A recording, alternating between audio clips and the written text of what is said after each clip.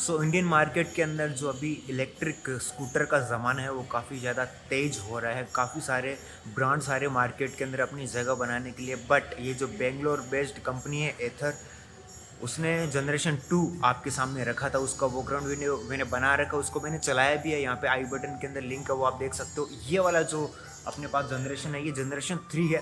क्या सारे चेंजेस आए हैं जनरेशन 3 के अंदर, चलाने में क्या फ़र्क है कि नहीं है, और देखने में कितने सारे विजुअल डिफरेंसेस है, और क्या असली में ये जनरेशन 3 कहलाने के लायक है या फिर ये कॉस्मेटिक अपडेट है, उसकी हम यहाँ पे बात करने वाले हैं। तो सबसे पहले हम यहाँ से स्टार्ट करेंगे कि ये देखने में कैसा लगता है। देखिए, आपको जनरेशन 2 और जनरेशन सेकंड के अंदर कोई ज़्यादा विजुअली डिफरेंस नहीं लगेगा। बिल्कुल वैसा ही है, डायमेंशन वगैरह सब कुछ सेम है, बट डिफरेंस जो आए हैं उन सब की हम यहाँ पे बात करते हैं। देखिए बिल्कुल सेम है, पहले के जैसा ये दिखता है, बट छोटे छोटे अपडेट है वो मैं आपको बताने की कोशिश यहाँ पे करूँगा। सामने आपको वही पहले वाली फिनिश मिल जाती है, फाइबर के अंदर यहाँ पे सब कुछ आता है। इंडिकेटर यहाँ पे है और एक DRL शॉर्ट ऑफ फिनिश यहाँ पे आपको दिख जाती है। DRL ऑब्वियसली यहाँ पे DRL ही आएगा, तो पूरा का पूरा DRL का सेटअप, इंडिकेटर का सेटअप इस तरफ मिल जाता है। और यहाँ देखोगे तो आपका जो हेडलैम्प है यूनिट, वो दोनों यहाँ पे है, हाई बीम लो बीम।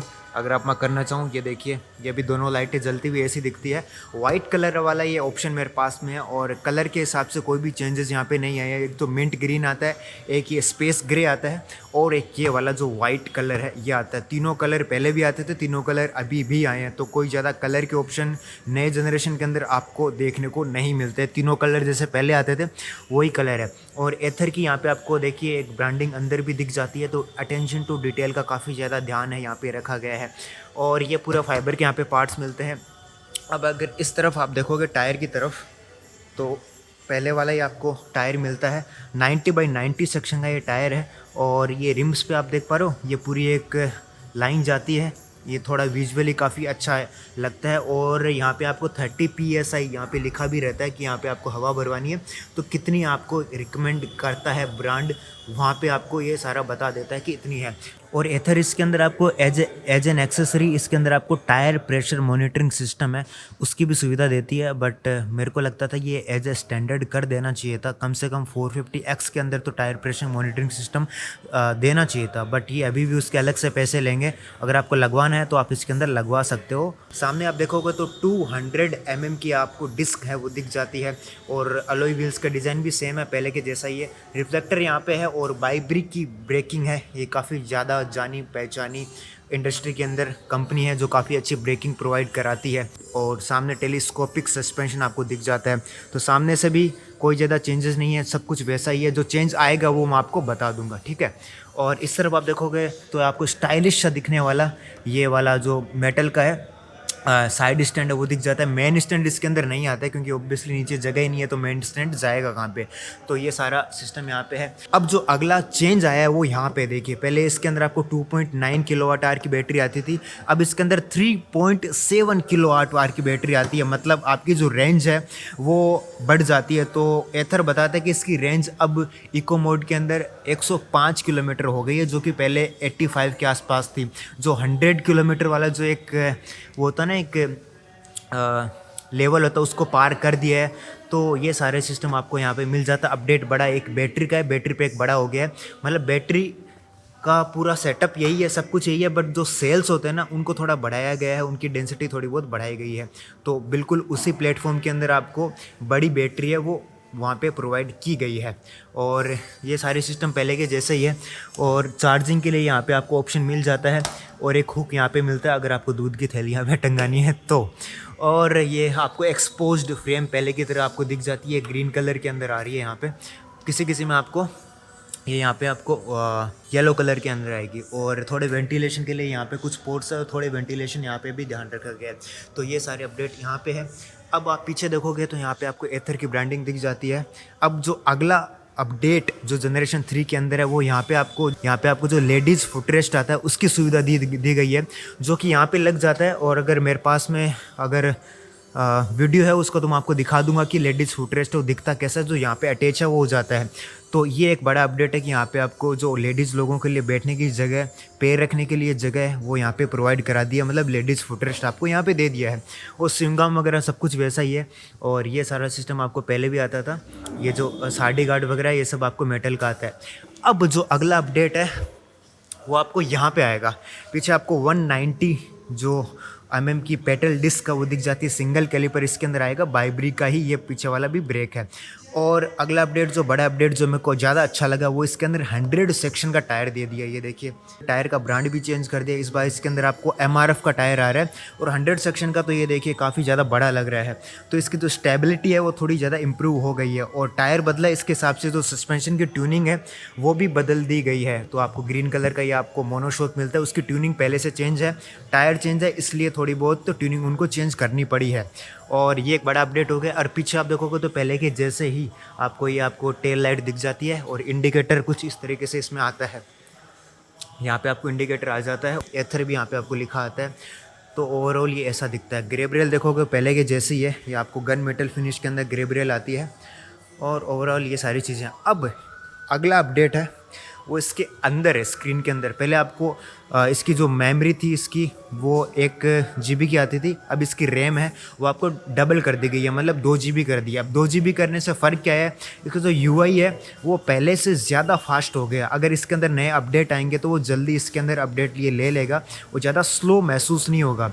इसलिए इसकी जो मेमोरी है वो आपको बढ़ा दी है, रैम इसकी बढ़ा दी है, इसलिए ये थोड़ा फ्लूइड ज़्यादा हो गया है। आपने ये पहले भी देखा होगा, बट फिर भी ये वीडियो बनाना है मेरे को, इसलिए मैं सारी चीज़ें आपको वापस बता देता हूँ। सबसे पहले आपको ये सारा ऐसा कोई UI इसका मिलता है।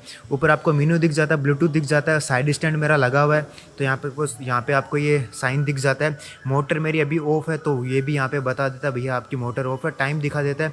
अभी मेरी हाई बीम ऑन है तो हाई बीम का यहाँ पे low beam, high beam, low beam जो भी आप करोगे उसके हिसाब से आपको यहाँ पे टेल लाइट्स वगैरह दिख जाती है। नेविगेशन अगर आपको ऑन करना है तो यहाँ पे आप टच कर सकते हो, ये थोड़ा सा पहले से ज़्यादा फास्ट आपको महसूस होगा। तो ये सारे सिस्टम यहाँ पे हो जाते हैं।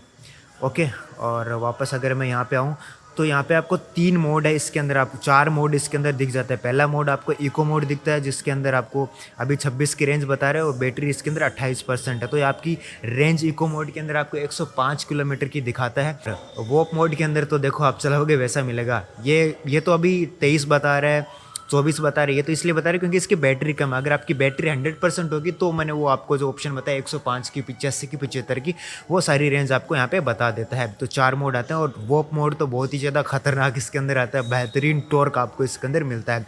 नॉर्मली आपको यहाँ पे स्पीड दिख जाती है। अगर मैं इसका स्क्रीन का जो थीम है इसको मैं लाइट कर दूं तो आपके लिए थोड़ा देखना आसानी होगा। ये देखिए अब तो अच्छे से आपको दिख पा रहा है। यहाँ पे आपको डिजिटल स्पीड दिख जाती है। पार्क असिस्ट भी इसके अंदर आता है जो कि पहले भी आता था। इसके अंदर आपको रिवर्स गियर अगर लगाना है, रिवर्स में लगाने के लिए आपको यूँ करना पड़ेगा और आपको रिवर्स थोड़ा बहुत 5 की स्पीड, 3 की स्पीड तक आप चल सकते हो। तो ये सारे रिवर्स का काम हो गया है। और यहाँ पे मेनू में क्या सारी चीज़ें आती है, जनरल में आप जाओगे तो आपको रजिस्ट्रेशन नंबर वगैरह, VI नंबर वगैरह, सॉफ्टवेयर वगैरह वर्जन अभी कौन सा चल रहा है वो आपको बता देगा। वापस सेटिंग के अंदर आओगे तो आपको मोड सेलेक्ट का ऑप्शन आएगा, स्मार्ट इको में जाना है और इको में जाना है, तो ये दोनों चीज़ें आपको मिल जाएगी। इसमें थोड़ी आपकी इफिशिएंसी थोड़ी सी ज़्यादा मिलेगी। ब्राइटनेस अगर आपको ऑटो पे रखनी है ऑटो पे रख सकते हो, अगर आपको कम ज़्यादा मैन्युअली करनी है तो वो भी कर सकते हो। और थीम पे जाओगे तभी ये जैसे लाइट थीम ऐसी दिखती है, डार्क थीम है ये कुछ ऐसी दिखेगी, और अगर आप ऑटो पे रखना चाहो तो ऑटो पे ये अपने आप लाइट के हिसाब से एडजस्ट अपना कर लेगा। नीचे आपको साउंड देखना है तो अभी इंडिकेटर का साउंड मैंने बंद कर रखा, चालू करूँगा तो ये ऐसा साउंड करेगा। इसको मैं बंद भी कर सकता हूँ। अगर पार्क असिस्ट में ऑन करूँगा तब साउंड आना चाहिए या नहीं आना चाहिए उसका भी ऑप्शन मिलता है। और ऑटो इंडिकेटर वगैरह, इंडिकेटर थोड़ी देर बाद अपने आप बंद हो जाते हैं, वो सारे सिस्टम आपको मिल जाता है। गाइड में होम लाइट, मतलब आप जब स्कूटर बंद करोगे तो कुछ सेकंड तक आपकी जो हेडलाइट है ये आपको ऑन मिलेगी। तो ये सारा सिस्टम है। रियल टाइम एफिशिएंसी बता देगा। इनकॉग्निटो मोड में आपको चलाना है ये स्क्रीन वगैरह तो वो भी आप चला सकते हो। एरर के अंदर अगर आपके ECU के अंदर इसको लगता है कि कुछ एरर आ रहे हैं तो आपको यहाँ पे बता देगा ताकि आप स्कूटर को सर्विस सेंटर पे ले जाओ और एरर वगैरह क्लियर करा पाओ। ब्लूटूथ अगर ऑन करोगे अपना फ़ोन के हिसाब से कनेक्ट करोगे तो वो सारे ऑप्शन यहाँ पे बता देगा। डॉक्यूमेंट अगर आपको रखने हैं, आपका ड्राइविंग लाइसेंस वगैरह, ये सारी RC वगैरह वो यहाँ पे रख सकते हो। अगर मेरे को ऑफ करना है, शट डाउन करना, तो यहाँ पे आप कर सकते हो। तो ये सारे सिस्टम इस स्क्रीन के अंदर आते हैं। ये देखिए मैंने इसका वीडियो पहले भी बनाया, अब मेरे को ये ज़्यादा थोड़ा सा ईजी लग रहा है, मतलब जल्दी ये चीज़ें इसके अंदर लोड हो जाती है। अब यहाँ पे आप देखोगे तो ओडोमीटर आपको दिख जाएगा, ट्रिप ऐप मिलेगा, ट्रिप बी भी मिलेगा और करंट राइड जो अभी मैं चलाना स्टार्ट करूँगा उसके बाद में कितने टाइम में मैंने कितनी एवरेज स्पीड है वो मैंने कवर की है और कितने टाइम में की है, कितने किलोमीटर की है, वो सारी सिस्टम आपको बता देगा। तो ये काफ़ी ईज़ी है और अगर मेरे को इसको रीसेट करना हो तो यहाँ से मैं रीसेट कर सकता हूँ। अभी रीसेट, ये देखिए इसको मैं रीसेट यहाँ से कर सकता हूँ। ये पहले से ही रीसेट है बट मैं आपको बता रहा हूँ कि इस तरीके से आप सारा इसके अंदर ये तामझाम छेड़ सकते हो। तो ये सारे अपडेट आ गए और अगला जो अपडेट है ये देखिए, इसके जो मिरर है पहले इसके फिक्स आते थे और उनके ज़्यादा व्यू भी ज़्यादा कुछ अच्छा खास नहीं आता था। तो अभी इसको तो स्टाइलिश बनाते हुए भी इसको तो आप अपने हिसाब से एडजस्ट कर सकते हो और इसका व्यू है वो पहले से ज़्यादा बेटर हो गया है। तो ये एक अगला अपडेट है जो कि काफ़ी बढ़िया है। जो पिछली बार मैंने शिकायत भी की थी कि इसकी जो ORVM का जो व्यू है वो काफ़ी ज़्यादा बेटर नहीं था, तो अभी वो अपडेट यहाँ पे हो गया है। और अगर आप यहाँ पे देखोगे बटन्स वगैरह तो ये पहले के जैसे हाई बीम लो बीम वगैरह है, इंडिकेटर के कुछ बटन है और हॉर्न वगैरह इस तरफ है। यहाँ पे आपको मोटर ऑन करनी है ऑफ करनी है उसका बटन है। और ये जो देख पा रहे हो यहाँ से आप अपना मोड वगैरह, ये जो देख पा रहे हो ये मोड वगैरह इसी से चेंज होते हैं। यहाँ से आप मोड चेंज कर सकते हो। स्टार्ट करने के लिए यहाँ पे आपको बटन है और चाबी है कुछ ये ऐसी दिखती है। यहाँ पे आप चाबी लगाओगे और अगर मैं इसको बूट खोलूँ तो ये बूट आपको इस तरीके से दिखता है। 22 लीटर का ये बूट है और बूट के अंदर ये लाइट भी दिख जाती है, कितनी अच्छी ये लगती है। 450X की ब्रांडिंग आपको अंदर भी मिलेगी और एक अपना एक अच्छा वाला नॉर्मल हेलमेट है, यहाँ पे आप रख सकते हो, उतनी जगह आपको दिखती है। और ये हिंजेस वगैरह यहाँ पे फ्रेम के अंदर लगाए गए हैं और फर्स्ट एड किट इसके अंदर आता है। तो ये कुछ ऐसा ये दिखता है। 22 लीटर का इसके अंदर ये लगेज स्पेस है वो आता है। इसको मैं बंद कर देता हूँ।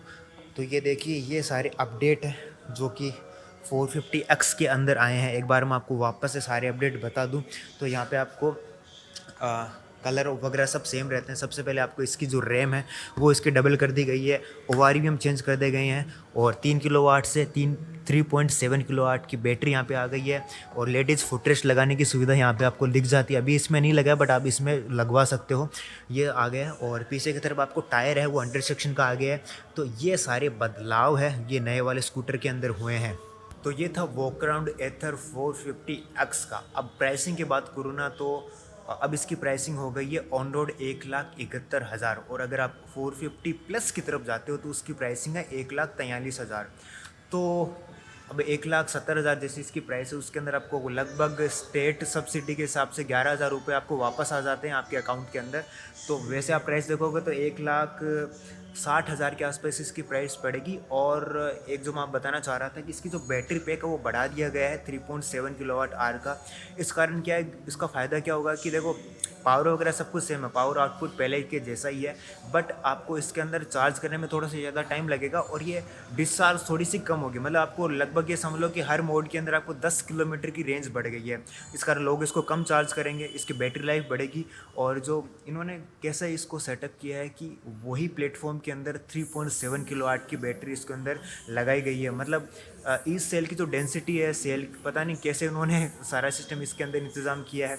तो ये सारा सिस्टम है। तो अब थोड़ा सा टाइम हल्का सा थोड़ा सा ज़्यादा लगेगा लोगों को फुल चार्ज करने में, बट आपकी जो रेंज है वो ऑब्वियसली यहाँ पे बढ़ जाती है। तो वो एक अच्छी चीज़ यहाँ पे है। पावर वगैरह सेम रखा है और बढ़ाने की ज़रूरत भी नहीं थी, काफ़ी ज़्यादा पावर थी इसके अंदर। 27 Nm का शायद इसके अंदर टॉर्क आता है और 90 km/h की इसकी टॉप स्पीड है। अभी इसको मैं चला के नहीं देख पाऊँगा क्योंकि बाहर बारिश हो रही है और बारिश के अंदर टेस्ट राइड नहीं करा पाएंगे ये लोग। और चलाने में देखोगे तो फ़र्क आएगा तो आपको सस्पेंशन ट्यूनिंग का आएगा और थोड़ा बहुत अगर आप समझ पाते हो कि कैसे पिछला वाला टायर एक रिस्पॉन्स कर रहा है तो उसका थोड़ा रिस्पॉन्स थोड़ा सा अलग होगा क्योंकि 100 सेक्शन का आ गया। इस कारण आपकी जो स्टेबिलिटी वो थोड़ी ज़्यादा इंप्रूव हो जाएगी। एक शिकायत मेरे को ये लगी है इसके अंदर, थोड़े ड्रॉबैक ये है कि इसके अंदर ABS का सिस्टम अगर आ जाता तो एक अच्छी बात हो सकती थी, क्योंकि इसका तो पीछे वाला टायर है वो बहुत जल्दी लॉक हो जाता है, बहुत जल्दी स्किड करता है, बहुत जल्दी लॉक हो जाता है। अगर आपको आदत नहीं है ज़ोर से ब्रेक लगाने की तो आप इससे स्लिप होके गिर सकते हो, थोड़ा सा टायर लॉक जल्दी होता है। और थोड़ी प्राइसिंग देखेंगे ना तो अभी भी इसकी थोड़ी हाई लगती है आपको, बट एक बार इसको आप चलाओगे एक्सपीरियंस करोगे ना फिर आपको लगेगा हाँ यार जस्टिफाई है, मतलब पावर अच्छा मिल रहा है, क्वालिटी अच्छी है। तो ये बात है। अब इंडियन मार्केट के अंदर अगर टिकना है तो आपको प्राइसिंग का खेल है थोड़ा समझना पड़ेगा। तो ये सारी बातें थी एथर 450X के बारे में। बाकी इस वीडियो में इतना ही। आप हमेशा हेलमेट पहनिए, सीट बेल्ट पहनिए और रात को लो बीम पर चलिए। धन्यवाद।